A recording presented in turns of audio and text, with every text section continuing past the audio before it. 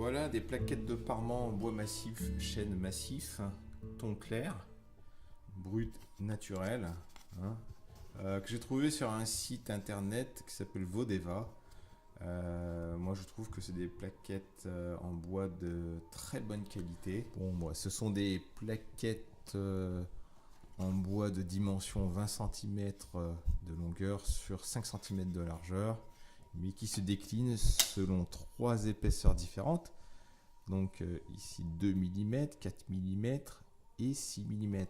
De plus, d'une plaquette à l'autre, il y a des petites variations de nuances, en plus de ces petites variations de profondeur. Donc on appelle ce parement un parement 3D, 3 dimensions, pour son côté relief, son côté esthétique en 3 dimensions qui vous donnera. Voilà, je constate que chaque plaquette a, on va dire, deux faces, une face rugueuse et une face lisse. Bon, je suppose tout simplement que la face rugueuse, c'est celle à encoller sur le mur, hein, qui va recevoir, qui va être collée sur le mur. Et de l'autre côté, voilà, sera la face de finition qui donnera l'aspect final à votre revêtement. Déjà la couleur, hein, la couleur naturelle du chêne clair est parfaite sur ce produit. Aussi, je constate que le produit est bien découpé. Il est parfaitement droit, hein, il gondole pas, voilà. Aussi parce que à l'odeur, hein, l'odeur du bois brut, naturel, est très agréable sur ce type de produit. Et pour finir, voilà, il est très bien impacté, très bien conditionné. Donc ça, c'est un gage de qualité pour ce genre de produit. Bon, qui coûte un peu cher, 35 € le mètre carré. Mais je voulais vraiment mettre un bon produit pour décorer la surface du mur. Alors, pour poser ces plaquettes de parement en bois massif, il nous faut de la colle à parquet. Alors, il est très important d'utiliser de la colle à parquet et non pas une autre colle, par exemple la colle à carrelage, absolument interdit, hein, pas recommandé, parce que sinon, si vous n'utilisez pas de la colle à parquet, votre parement en bois risque de gondoler et la pose devient même inefficace et vous allez le regretter. Voilà. Donc, d'un point de vue outillage, il vous faudra donc une spatule, hein, pour étaler la colle sur le mur d'une fine couche. Ensuite, une spatule à cranter à colle. Voilà, 3 mm au niveau de la denture, de manière à rainurer la colle sur le mur et faire adhérer parfaitement chaque plaquette de parement sur le mur. Éventuellement des truelles, des petites, pas des truelles, mais comment on appelle ça, des couteaux de peintre. Il faudra couper des moitiés ou des tiers de plaquettes de parement afin de pouvoir commencer une nouvelle ligne légèrement décalée par rapport à la précédente. Des chiffons, voilà, des chiffons, on verra l'utilité au fur et à mesure de la pose. Et bien entendu, nos 8 mètres carrés de plaquettes de parement, voilà, j'ai reçu dans ce carton, très bien emballé encore une fois. Hein, on voit ici un exemplaire, 1 mètre carré, emballé ici selon les 3 épaisseurs différentes, comme on l'a vu tout à l'heure. Bon, il faudra aussi un racloir type vitrocéramique avec une lame ici, donc pour enlever les couleurs de colle à la surface du bois. Aussi du papier à poncer, hein, un papier vert là, de grain P80, ça suffira amplement. Une cale pour faciliter le ponçage, et puis un chiffon propre pourra utiliser pour enlever la poussière résiduelle à la surface après tous ces travaux effectués. Donc pour la découpe des plaquettes de parement, j'ai prévu un petit établi qui peut servir d'étau. Le cas échéant, il vous faudra un serre-joint de manière à serrer, à maintenir les plaquettes à découper sur la table. Bien entendu, une scie sauteuse ou alors mieux une scie circulaire amovible. Et bien entendu, des gants pour protéger ses mains parce que l'utilisation de machines coupantes l'exige. Bon voici le mur sur lequel je souhaite placer un parement en bois massif. Alors pourquoi en bois massif? Parce que cela donnera un ton chaleureux à l'entrée de la maison, ici. J'ai choisi un ton clair de manière à garder la luminosité donc, de cette partie de la maison qui est l'entrée du séjour. Et aussi pour rompre un petit peu avec la monotonie du blanc qui est largement installé dans tout le séjour. Et donc, même le sol est blanc. Donc, voilà. Et donc, ça va rompre, ça va donner une espèce de relief au séjour. Donc, dans un premier temps, il faut préparer le mur parfaitement. C'est-à-dire qu'il faut qu'il soit parfaitement plane et propre. Moi, ce que j'ai fait, c'est que j'ai poncé le mur, j'ai appliqué une couche de primaire d'accrochage. Et ensuite, je nettoie, je dépoussière la surface pour être sûr qu'il ne reste plus aucune poussière. Et ça, je le fais avec un chiffon humide, toujours humide, pour capter la poussière. Donc, comme je sais que je vais commencer par le bas du mur, je vais placer quelques repères. Déjà, je sais que je vais laisser un joint de dilatation donc entre le haut de ma plinthe et le commencement de ma ligne en parement en bois. Donc, je vais choisir un joint de 4 mm. Donc, je symbolise les 4 mm de joint avec une plaquette d'épaisseur 4 mm que je pose comme ça, horizontalement. Donc, je sais, je trace une ligne donc de départ, de pause. Donc, les plaquettes viendront se placer comme ça. Et en dessous, j'aurai 4 mm de joint de dilatation. Donc, je vais tracer une ligne supérieure ici, horizontale, avec le niveau, sur tout le long du mur. Et je vais les tracer, disons, à raison de toutes les 2 lignes, on va dire. Je vais faire un quadrillage, on va dire, horizontal, de manière à respecter l'horizontalité durant la pose des plaquettes de parement sur le mur.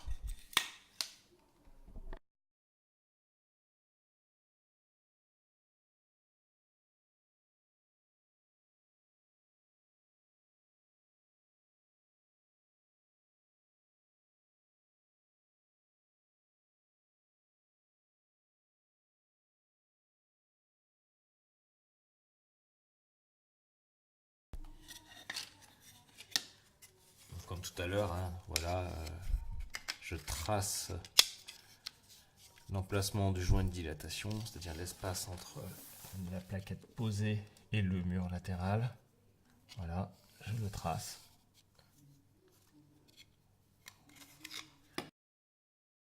Voilà. Passons maintenant au collage. Donc, je saisis la colle avec une large spatule. Alors vous verrez que j'ai d'abord protégé le sol quand même. C'est de la colle assez puissante.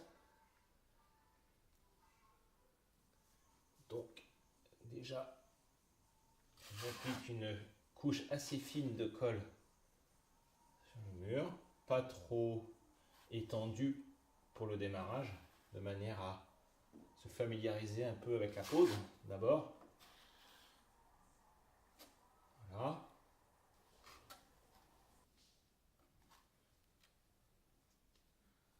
Voilà. Je récupère la spatule crantée.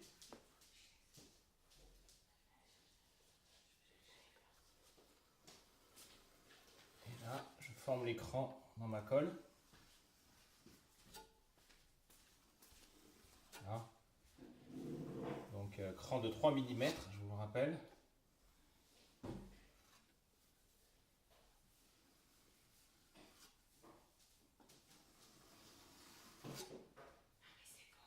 Et je peux commencer à en coller. On va choisir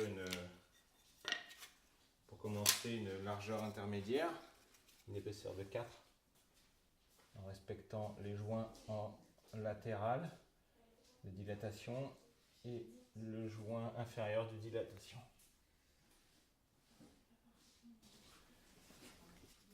Voici le joint de dilatation témoin, qui est rien d'autre qu'une autre plaquette que je dispose comme ça dans le coin. Voilà. De même pour la deuxième. Je choisis une épaisseur de 2 mm par exemple. Voilà. Je place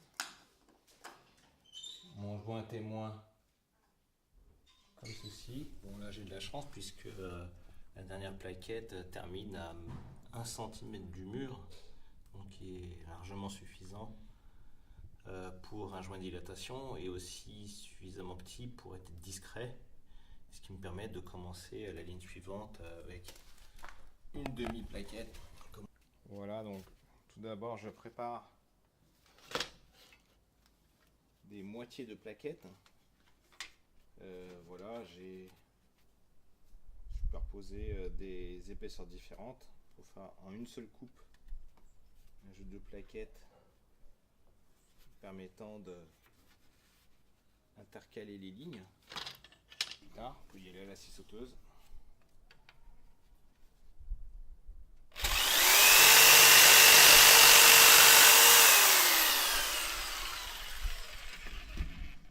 Voilà pour ma première découpe. Et je récupère mon jeu.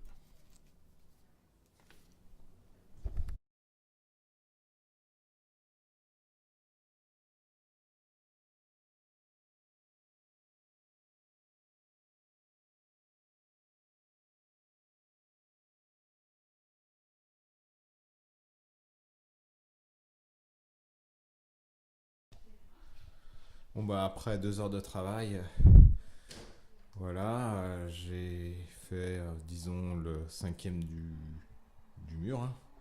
Ça avance pas vite, pas très vite, et tout ça parce que je me suis aperçu que la colle sèche très vite, qu'il fallait que je travaille avec des surfaces plus petites les unes après les autres, et qu'il fallait que j'utilise la spatule crantée directement sans étaler au préalable la colle avec la grande spatule ici.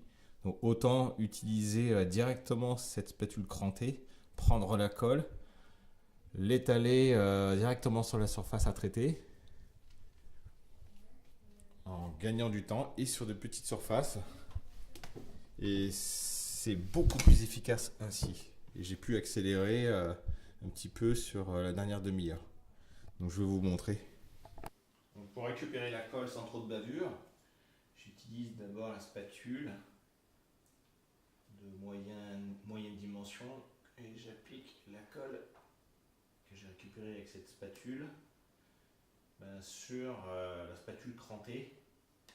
J'y vais même à plusieurs reprises, hein, je mets une bonne dose. Voilà, j'enlève les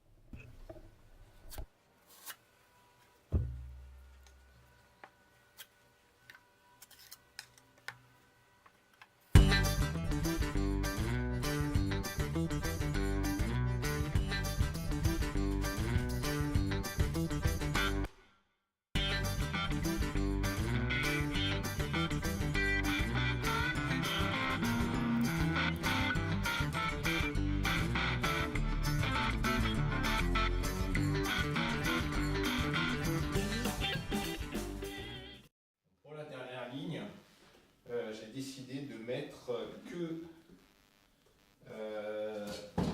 des briquettes de même largeur, de même épaisseur, les plus fines par exemple, pour que elles soient toutes alignées et que le rendu soit net à la finition. Donc pour cela, j'utilise la petite spatule de manière à éviter les débordements de colle sur le mur qui se verraient donc au mur.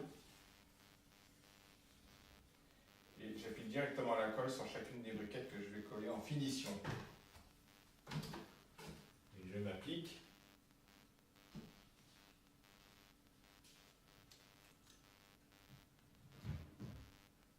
Voilà. Bon, maintenant, il s'agit de poser un miroir constitué de plusieurs morceaux. Voilà un morceau. Bon, il y en aura 4 x 3 à 12, comme ça. Le problème, c'est que bien que j'ai mis des plaquettes de même épaisseur sur toute cette zone-là, sur toute la zone du miroir, je m'aperçois que la surface n'est pas parfaitement plane. Pour s'en rendre compte, je n'ai qu'à utiliser une règle de maçon. Voilà, je vois que c'est plus ou moins régulier tout ça. Il y a des creux, il y a des bosses, il y a des irrégularités. Pour absorber ces irrégularités, ce que je vais faire, c'est que je vais mettre des tampons de silicone en 4 coins de chaque miroir, petit miroir. Voici silicone, voilà. De manière à ce que ces tampons-là absorbent les irrégularités par écrasement. Mais je vais placer les 12 miroirs munis de leurs tampons silicone qui colle sur la surface. Hein. Comme ça, je vais placer les 12 et je vais appliquer une planche bien plane sur l'ensemble et appuyer assez fortement pendant un certain temps de manière à ce que l'ensemble épouse bien la surface plane de la planche sur laquelle j'appuie.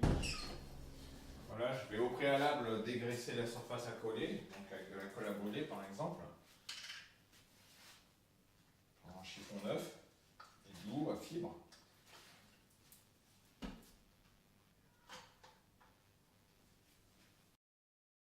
Voilà, j'applique les tampons de silicone anti-moisissure, bain, cuisine à l'arrière de chaque petit miroir. Petit tampon là, c'est épais quand même. Voilà les 12 miroirs avec leurs tampons de silicone. Voilà, je vais les coller sur la surface en bois dans l'ordre de la pose de ces tampons en silicone, de manière à respecter le temps de séchage de la colle silicone. Bon, voilà, je vais appliquer le premier miroir contre le mur. J'avais prévu des petites marches en plaquettes de bois là, de manière à supporter la pose du premier élément. Je vais même rajouter une surépaisseur avec une autre plaquette que je dispose comme ça horizontalement, voilà, 6 mm, pour être bien centré dans la zone que j'ai tracée. Allons-y, et je vais aligner le tout par rapport au trait que j'ai tracé verticalement.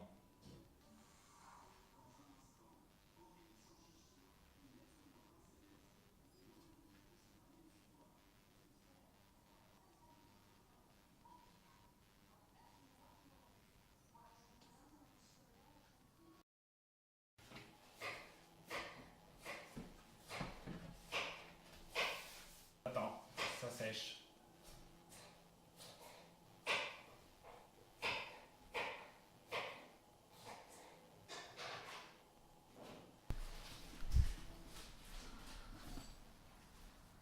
Voilà, le miroir est collé. Bon, je me suis fait aider de plusieurs personnes parce que tout ça, c'est pas possible. J'ai même cassé un carreau dans l'aventure. Mais il m'en restait en rab, donc pas de souci. Le collage s'est effectué en disons 20 minutes. C'est un peu éprouvant puisqu'il faut tenir la planche, elle est lourde, il faut la passer un petit peu sur toute la surface, assurer la plénité. Je peux vous dire avec du recul que j'ai pas de brisure vraiment nette, donc l'image est bien conservée, bien respectée. Donc mission accomplie pour la pose de ce miroir en plusieurs morceaux. Bon, alors la pose du parement ne s'est pas faite sans complications. Bien entendu, première complication étant les coulures de colle, comme vous allez le constater. Voici une belle coulure de colle ici, là, sur le bois. Et je vous déconseille vivement de l'enlever immédiatement après la coulure, mais d'abord de la laisser sécher au moins une journée. Le réflexe étant de vouloir l'enlever tout de suite à tort, puisque c'est très difficile d'abord d'enlever une coulure bien fraîche de colle, et beaucoup plus simple de l'enlever une fois celle-ci sèche au bout de 24 heures. Donc on va faire un essai avec une lame, un grattoir de plaques vitrocéramiques. Ici vous voyez équipé d'une lame, etc., conçue pour les plaques céramiques et qui sont parfaitement adaptées pour enlever ce type de colle. Donc démonstration. Voilà. Le bout de colle est sec, on peut même le prendre dans la main sans se salir. Voilà. Ça s'enlève assez facilement, hein, comme un morceau de plastique qui est resté collé, etc. Donc on verra par la suite qu'il est assez simple d'enlever les traces de colle, chose que je craignais dès le départ. Hein. Je craignais fortement de ne pouvoir enlever ces traces de colle, car le premier essai que j'ai effectué avec un chiffon, un bibet d'eau, n'était pas du tout concluant, ça n'enlevait pas du tout les traces. Mais rassurez-vous, j'ai trouvé le moyen de les enlever, ces traces. Donc je prends du papier à poncer avec une cale, j'enveloppe la cale de ce papier d'un grain de 80. Voilà, assez fin mais assez rugueux pour enlever efficacement la colle sans trop d'effort. Voici la trace de colle ici. Et la colle attaque en superficie sur une faible profondeur le bois. Voilà. La trace est complètement disparue. Et pour les endroits difficilement accessibles, ou pour les traces récalcitrantes, j'utilise le papier à poncer sans la cale, juste avec le pouce.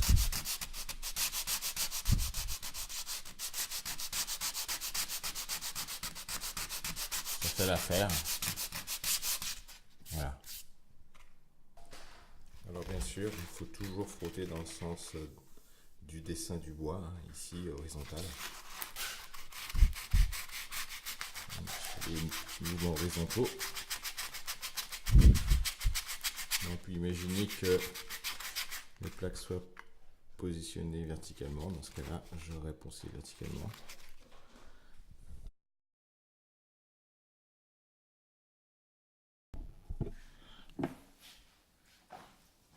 Puis je dépoussière le tout d'abord avec un chiffon sec.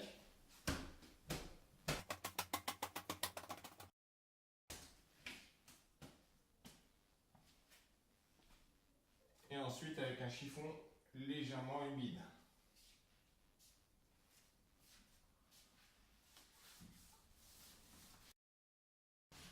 Bon bah arrivé à ce stade, vous pouvez soit choisir de laisser à l'état brut le revêtement, voilà, ou soit le vernir. Pour ma part, je ne sais pas encore. Je vais d'abord faire un essai sur un bout de bois qui me reste, un bout de plaquette, et en fonction du coloris que cela ça donne après vernissage avec un vernis transparent, je déciderai. Voilà, on verra ce que ça donne.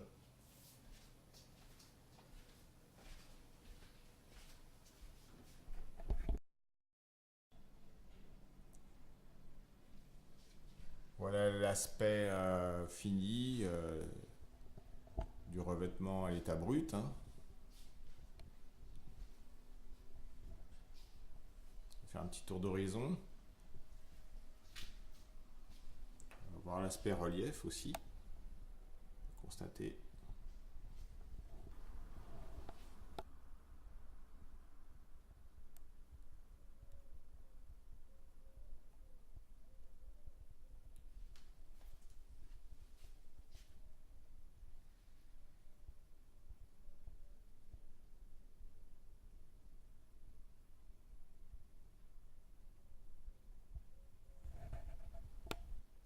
Je trouve que le rendu général est assez séduisant, chaleureux, naturel. Enfin, voilà, je regrette pas mon choix, hein. Ça habille totalement la pièce. En tout cas, l'entrée de la maison, du séjour.